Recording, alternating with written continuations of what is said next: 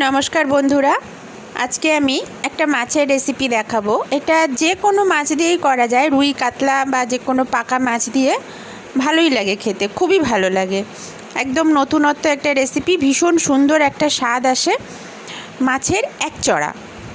তো চলুন দেখে নিই তাড়াতাড়ি মাছের এক চড়া কীভাবে বানাতে হয়। আমি এখানে কাতলা মাছ দিয়েই কিন্তু বানাবো, চলুন দেখে নিই। প্রথমে আমি এখানে 3 পিস মাছ নিয়েছি, যার যেরকম দরকার সেই পরিমাণে মাছ নেবেন। মাছের মধ্যে আমি একটু হলুদ আর একটু নুন, যেমন আমরা মাখিয়ে থাকি সেরকম মাখিয়ে নিচ্ছি। মাছ ভালো করে কেটে ধুয়ে পুরো জলটা ঝরিয়ে নিয়ে তারপরে নুন হলুদটা মাখাতে হবে। নুন হলুদ মাখিয়ে রেখে অন্তত 10 থেকে 15 মিনিট এটাকে রেখে দিতে হবে।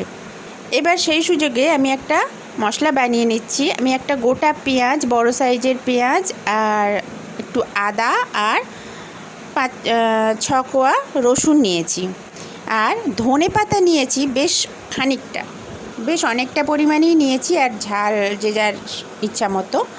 আর একটা টমেটোর হাফ দিয়ে দিয়েছি, ধনে পাতা ডাঁটি, আর এই ধনে পাতাটা কিন্তু অবশ্যই লাগবে।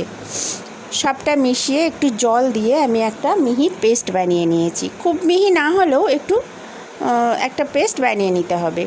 এবারে আমি কড়াইতে মাছগুলো প্রথমে দিয়ে দিলাম। এখন আমি কড়াইয়ের গ্যাস কিন্তু অন করিনি।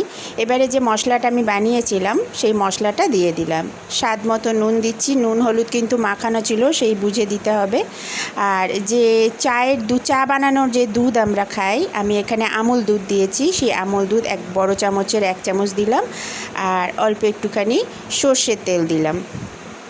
খুব অল্প দেবেন না, কারণ এখানে আমি কোনো মাছ ভাজার তো কোনো তেল ব্যবহার করা হয়নি, সেই জন্য পরিমাণ বুঝে একটু সর্ষের তেল দিতে হবে। এবার সমস্ত মশলা একসঙ্গে খুব ভালো করে মাখিয়ে নিতে হবে। আমি এখানে চিনি ব্যবহার করিনি, আপনারা যদি মনে করেন যে চিনি দেবেন তাহলে দিতে পারেন। চিনি দিলেও কিন্তু খারাপ হয় না খেতে, ব্যালেন্স হয়ে যায়।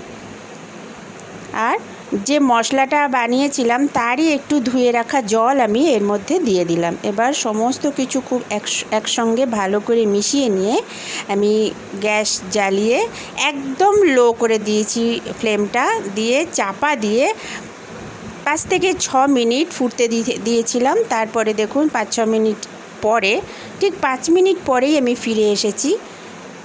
এই রকম অবস্থা হয়েছে। এবার মাছগুলোকে হালকা হাতে, খুব হালকা হাতে উল্টে দিতে হবে। আর এই রেসিপিতে জল কিন্তু খুব একটা বেশি ব্যবহার করা যাবে না। মাছ কটা উল্টে দিয়ে আমি আবারও সামান্য একটুখানি জল দিলাম। ওই মশলা ধোয়া জলটাই আমি এখানে বারে বারে ব্যবহার করছি।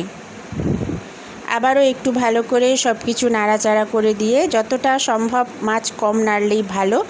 আবার 5 মিনিটের জন্য ঢাকা চাপা দিয়ে কম আঁচে বসিয়ে দিয়েছিলাম। 5 মিনিট পর আবার খুলেছি, দেখুন একদম রেডি। এবার আমি ওপর থেকে একটু কাঁচা সর্ষের তেল ছড়িয়ে দিলাম। কড়াটা ধরে নাড়িয়ে দিচ্ছি, কারণ বারবার বেশি নাড়াচাড়া করলে মাছ ভেঙে যাওয়ার সম্ভাবনা থাকে।